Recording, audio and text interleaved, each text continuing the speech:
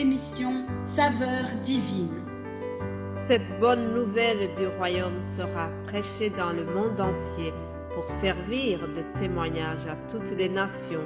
Alors viendra la fin. Ce pain céleste vous est présenté par Immaculée Niraneza.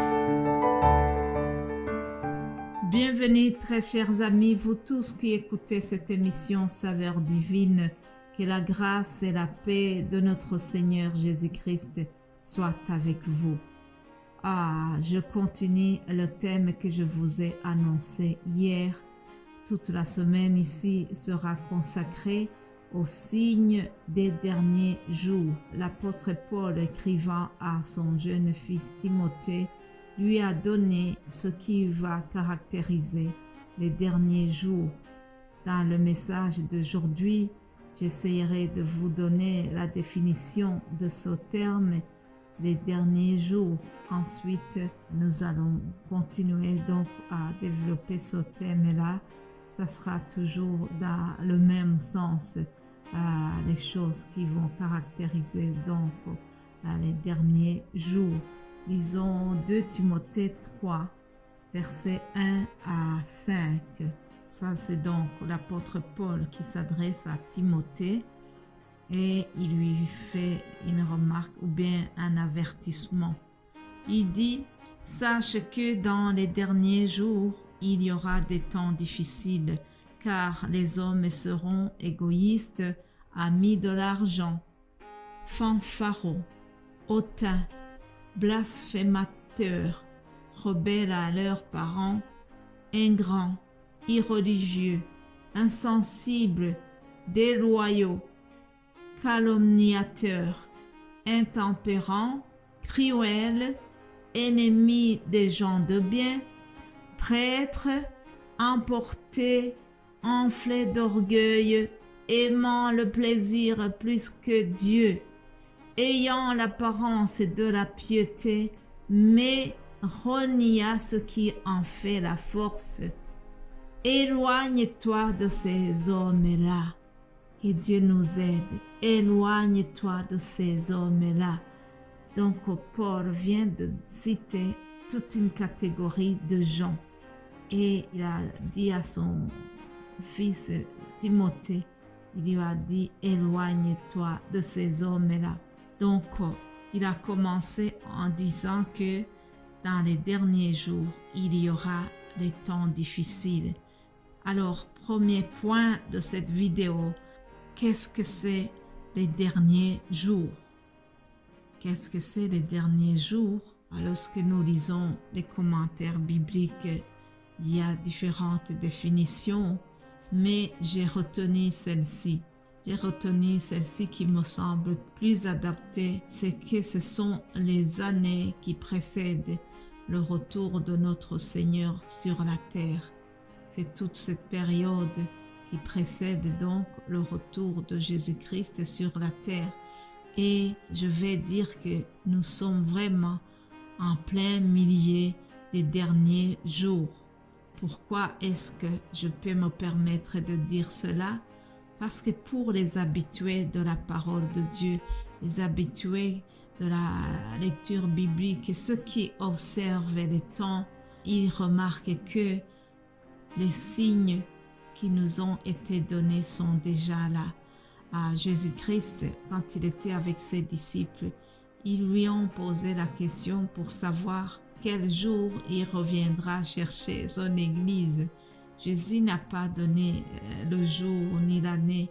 Il leur a dit que ce n'est pas à eux de connaître le jour. D'ailleurs, il a souligné que même lui ne connaît pas ce jour, que seul Dieu le Père connaît le jour. Cependant, Jésus-Christ a pris les précautions de leur donner des signes qui vont précéder son avènement, son retour. Alors, vous savez que je n'aime pas parler comme ça sans donner les références bibliques, sinon vous allez croire que ce sont des paroles qui viennent de moi. Non, je vous donne la référence. Matthieu 24, Matthieu 24, les disciples parlent donc à Jésus. Il se trouve sur le mont des Oliviers. Et puis les disciples lui posent cette question. Dis-nous quand cela arrivera-t-il et quel sera le signe de ton avènement et de la fin du monde? Jésus leur répondit, prenez garde que personne ne vous séduise, car plusieurs viendront sous mon nom, disant, c'est moi qui suis le Christ, et ils séduiront beaucoup de gens. Vous entendrez parler de guerre et de bruits de guerre. Gardez-vous d'être troublés, car il faut que ces choses arrivent. Mais ça ne sera pas encore la fin. Une nation s'élèvera contre une nation, et un royaume contre un royaume, et il y aura en divers lieux des famines et des tremblements de terre. Tout cela ne sera que le commencement des douleurs. Alors on vous livrera au tourment et l'on vous fera mourir. Vous serez haïs de toutes les nations à cause de mon nom. Je vais m'arrêter ici, mais tout cela nous montre que Jésus-Christ lui-même avait donné cette remarque à ses disciples.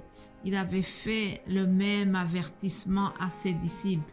Autant Paul avertit son jeune fils en esprit, il l'a averti de ce qui va se passer les derniers jours. Et Jésus a fait la même chose pour ses disciples. Alors, je viens de vous lire tout ce qui va se passer dans ces derniers jours.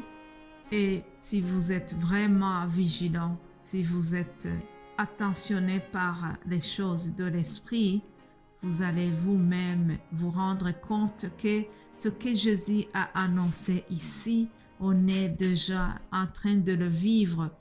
Un jour, quelqu'un m'a dit, vous savez, madame, nous avons vécu le Covid. Il y a eu un temps avant le Covid et il y a eu un temps après le Covid. Il m'a dit, la vie ne sera plus pareille. La vie n'aura plus le même goût qu'avant.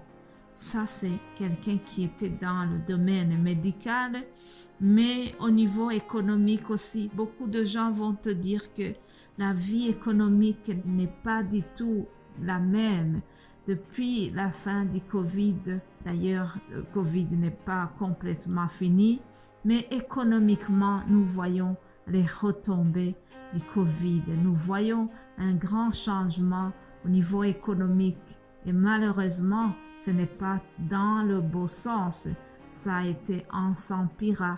Je ne suis pas la prophète de malheur, mais je vous avertis que ça n'ira pas en s'améliorant. Chers amis, c'est pour cela que nous devons nous accrocher. Accroche-nous parce que la situation ne va pas s'améliorer. Elle va plutôt s'empirer. Cependant, n'ayez pas peur car Jésus est avec nous. Alléluia. Chers amis, la Bible nous dit clairement qu'une nation s'élèvera contre une autre nation, un royaume contre un autre royaume. Qui aurait jamais pensé que la guerre en Ukraine allait durer autant d'années, autant de mois?